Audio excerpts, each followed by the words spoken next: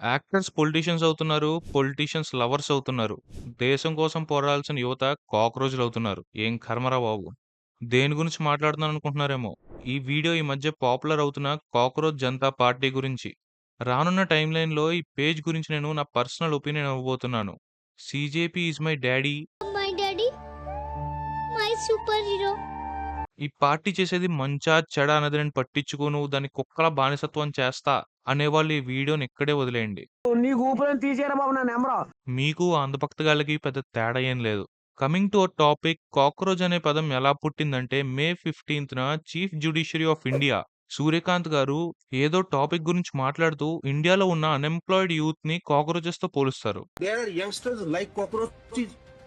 They don't get any employment. They don't have any place in profession. Some of them become media. Some of them become social media. Some of them become RTI activists. Some have become another activists, and they start attacking everyone. ఇది జరిగిన next డేనే social media హ్యాండిల్స్‌లో cockroach Janata party అనే page పుట్టుకొస్తుంది. సరే ఇదేదో బాగుంది కదా అని అందరూ ఫాలో కొట్టేశారు. అండ్ ఇది కొన్ని డేస్‌లోనే బీజేపీ ఫాలోయింగ్ దాటేసింది. రేసులో వెళ్తున్నట్టు ఎందుకండి అంత స్పీడు? కాస్త మెల్లగా వెళ్ళండి. 110 కిలోమీటర్లు కూడా ఒక స్పీడేనా? నా కాలేజ్ డేస్లో 150, 160 వెళ్ళేవాడిని. అది చూసి అందరూ నన్ను సూపర్ మ్యాన్ అనేవాళ్ళు. ఆ, వీడెవడండి స్పైడర్ మ్యానా? వాడమ్మ మొగుడై ఉంటాడు. అసలు ఇలాంటి యూత్ ఫాలోయింగ్ ఉన్న పేజ్‌తో అద్భుతాలు చేయొచ్చు. మార్పులు తీసుకొని రావచ్చు. హిందూ, ముస్లిం గొడవలు ఆపొచ్చు. కామన్ మ్యాన్ తన ప్రాబ్లమ్స్‌ని చెప్పుకునే ఒక ప్లాట్‌ఫార్మ్‌గా మారొచ్చు. కానీ నేనవేం చేయను. నేనొక పర్టిక్యులర్ పొలిటికల్ పార్టీనే టార్గెట్ చేస్తా. వాళ్ళ మంచి చేసినా నెగెటివ్ యాంగిల్‌లోనే చూపిస్తా. అవసరమైన వీడియోలు తప్ప డొల్లంతా పోస్ట్ చేత్తా. నిజమండి. ఈళ్ళు పెట్టిన 60+ పోస్టుల్లో పనికొచ్చేయి వేళ్ళ మీద లెక్కపెట్టొచ్చు. నువ్వు కరెంట్ గవర్నమెంట్‌ని క్రిటిసైజ్ చేయడం తప్ప ఇంకేం చెయ్యట్లేదు. అది అపోజిషన్ పార్టీ వాళ్ళు కూడా చేస్తారు. అపోజిషన్ పార్టీ అంటే గుర్తొచ్చింది. ఈ కాక్రోచ్ జనతా పార్టీ ఫౌండర్ మన Abhijit Deepke Aam Aadmi party social media టీమ్‌లో 3 సంవత్సరాలు పనిచేశాడు. వీళ్ళ పనేంటంటే జస్ట్ మీమ్స్ క్రియేట్ చేయడం, జోక్స్ రాయడం అండ్ ఫైనల్‌గా సోషల్ మీడియా వాడుతున్న యూత్‌ని పొలిటికల్‌గా ఇన్‌ఫ్లూయెన్స్ చేయడం. నా ఒపీనియన్ ఏంటంటే మనోడు ఈ సోషల్ మీడియా గేమ్‌లో ఆరితేరినవాడు కాబట్టి కరెక్ట్‌గా ఎక్కడ కొడితే ఇండియాలో యూత్‌కి తగులుతదో అక్కడే కొట్టాడు. అన్‌ఎంప్లాయ్‌మెంట్.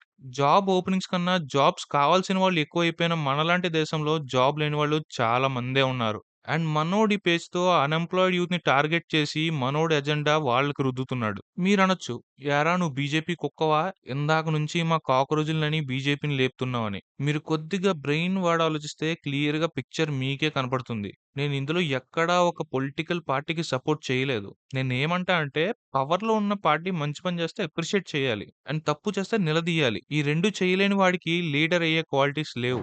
నువ్వే నెగెటివ్‌గా ఆలోచిస్తున్నావురా జాంబీ గ్రాడ్యుయేటు. నువ్వు చెప్పిందే నిజమైతే ఈ పేజీకి అంతమంది ఫాలోవర్స్ ఎందుకుంటారు అని అడిగితే, ఆ పేజీకి స్టార్టింగ్‌లో ఫాలోవర్స్ పెరిగింది కొంతమంది ఇన్‌ఫ్లుయెన్స్‌డ్ పీపుల్ ఆ పేజ్ గురించి మాట్లాడడం వల్ల. ఇప్పుడు పెరుగుతుంది ఫోమో ఎఫెక్ట్ వల్ల. Fear of missing out. Array!